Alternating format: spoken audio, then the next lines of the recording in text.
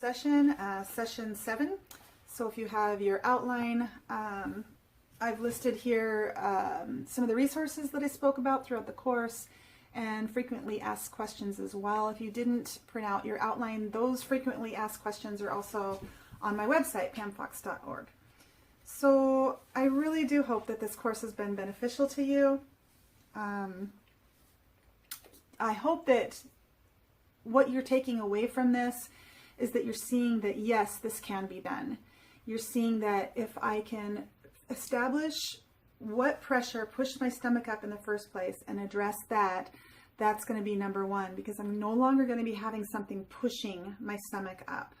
I'm no longer going to have that pressure pushing my stomach up.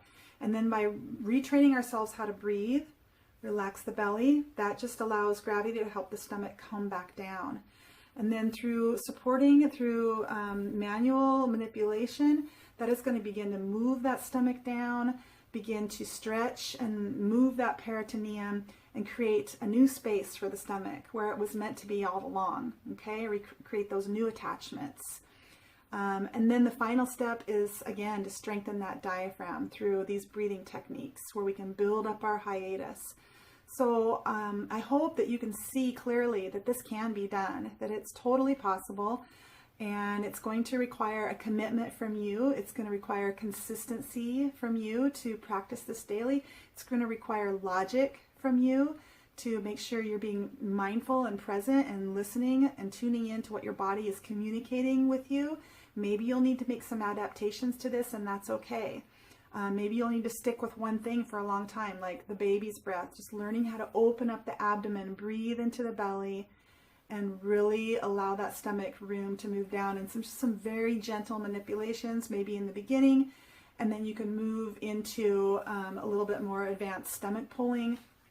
And in time, you can clearly see how this will work, how it's a true effective reversal of the hiatal hernia, not just a way to manage it, but a true effective reversal of the hiatal hernia. And if you can get that stomach out of that herniated position, then the symptoms will be a thing of the past, okay?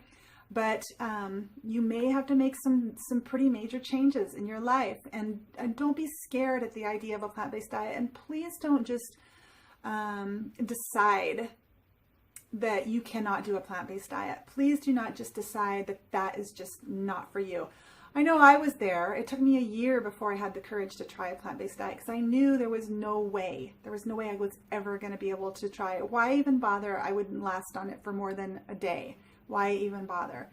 Well, it turns out that being on a plant-based diet is extremely enjoyable. Besides all of the healing benefits, the energy, it's a very enjoyable way to eat. It's very simple. I believe it's very simple. I mean, breakfast I do, oats or a smoothie or potatoes or, raw fruit. It's really quick and easy. But it's very enjoyable. You just have to learn how to create meals that you really, really love. And then you're not going without because you're eating food that you really, really love, and you don't have to restrict your calories. So you never feel like you're on a diet. That's one of the most beautiful things about a plant-based diet is you never feel like you're on a diet, and you feel and look better than you have in years, and you have energy, and it's just a really, really amazing, wonderful experience that completely transformed and changed my life. And I can't say enough wonderful things about it to anyone that's willing to listen, because I really do believe there's great, great power in food. And when it comes to these conditions of the digestive system, inflammatory bowel disease and Crohn's disease and IBS and diverticulosis and GERD and hiatal hernia, all of these, there's a whole slew of digestive disorders. To think that those weren't brought on by the food that's going into that digestive system, you're just kidding yourself. There's great power in the food that we eat. There's power in it to make you sick, and there's power in it to heal you, and there's power in it to prevent disease. There's great power in food. So we have to wake up to that and understand the fullness of that. And that, for most of us, or at least many of us, the reason we're sick is because we're putting in food that's making us sick. And I know that's a really hard connection oftentimes to make. I was shocked 2 weeks into a plant-based diet to realize that I am not sneezing and wheezing and dripping and coughing. What's going on? I wasn't expecting that.